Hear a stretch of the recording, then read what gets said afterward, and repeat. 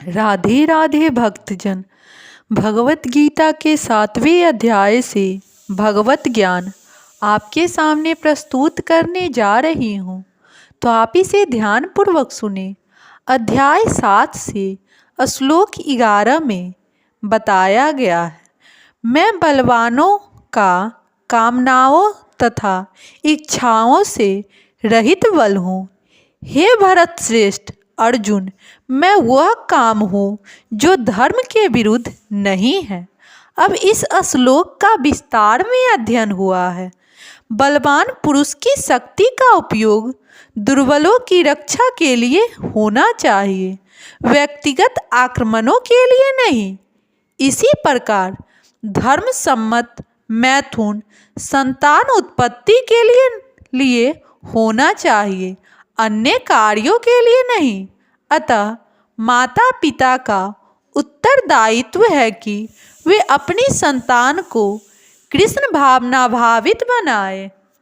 श्लोक 12 में बताया गया है, तुम जान लो कि मेरी शक्ति द्वारा सारे गुण प्रकट होते हैं, चाहे वे सतोगुण हो, रजोगुण हो या तमोगुण हो।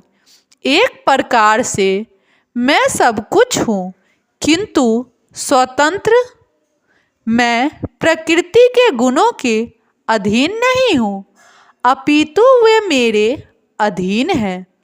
अब इस श्लोक का विस्तार में अध्ययन हुआ है। संसार के सारे भौतिक कार्यकलाप प्रकृति के गुणों के अधीन संपन्न होते हैं। यद्यपि प्रकृति के गुण परमेश्वर कृष्ण से उद्भूत है, किंतु भगवान उनके अधीन नहीं होते। उदाहरण, राज्य के नियमानुसार दंडित हो सकता है, किंतु नियम बनाने वाला राजा उस नियम के अधीन नहीं होता। उसी तरह प्रकृति के सभी गुण सदो रजो तथा तमो गुण भगवान कृष्ण से उद्भूत हैं, किंतु कृष्ण प्रकृति के अधीन नहीं है, इसीलिए वे निर्गुण हैं। जिसका तात्पर्य है कि सभी गुण उनसे उद्भूत हैं, किंतु ये उन्हें प्रभावित नहीं करते। यह भगवान का विशेष लक्षण है। श्लोक 12 में बताया गया है, 3 गुणों से सदो रजो तथा तमोगुण के द्वारा मोहग्रस्त यह सारा संसार मुझ गुणातीत तथा अविनाशी को नहीं जानता। अब इस श्लोक का विस्तार में अध्ययन हुआ है। सारा संसार प्रकृति के 3 गुणों से मोहित है। जो लोग इस प्रकार से 3 गुणों के द्वारा मोहित है, वे नहीं जान सकते कि परमेश्वर कृष्ण इस प्रकृति से परे हैं। प्रत्येक जीव को प्रकृति के वशीभूत होकर एक विशेष प्रकार का शरीर मिलता है और तदनुसार उसे एक विशेष मनोवैज्ञानिक, मानसिक तथा शारीरिक कार्य करना होता है। प्रकृति के 3 गुणों के अंतर्गत कार्य करने वाले मनुष्य की 4 श्रेणियां हैं। जो नीतान सदोगुणी है, वे ब्राह्मंडल जो रजोगुणी है, वे क्षत्रिय जो रजोगुणी एवं तमोगुणी दोनों हैं, वे वैश्य कहलाते हैं। तथा जो नितान तमोगुणी हैं, वे शूद्र कहलाते हैं। जो इनसे भी नीचे है, वे पशु है। फिर ये उपलब्धियां अस्थायी नहीं है। मैं ब्राह्मण, क्षत्रिय, वैश्य या कुछ भी हो सकता हूँ। जो भी हो, यह जीवन नश्वर है।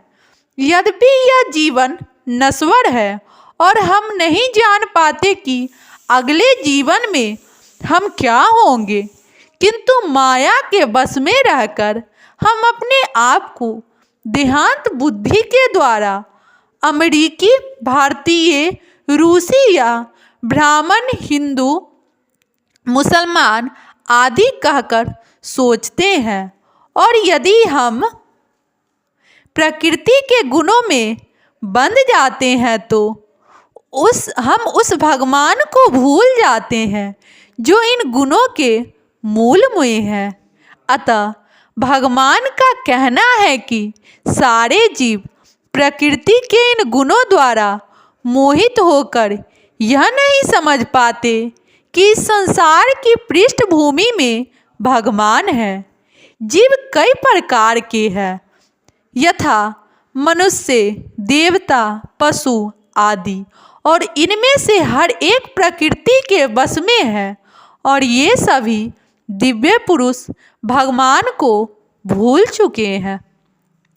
जो रजोगुणी तथा तमोगुणी है, यहाँ तक कि सदोगुणी भी है, वे भी परम सत्य के निर्वेश ब्रह्म स्वरूप से आगे नहीं बढ़ पाते।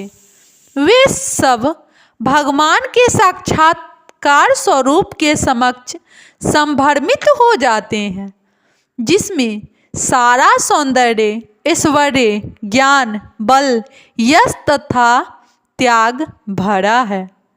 जब सदोगुणी तक इस स्वरूप को नहीं समझ पाते तो उनसे क्या आशा की जाए जो रजोगुणी या तमोगुणी है। कृष्ण भावना भावित प्रकृति के इन 3 गुणों से परे हैं। और जो लोग निसंदेह कृष्ण भावना भावित में स्थित है, वे ही वास्तव में मुक्त है। राधे राधे भक्तजन।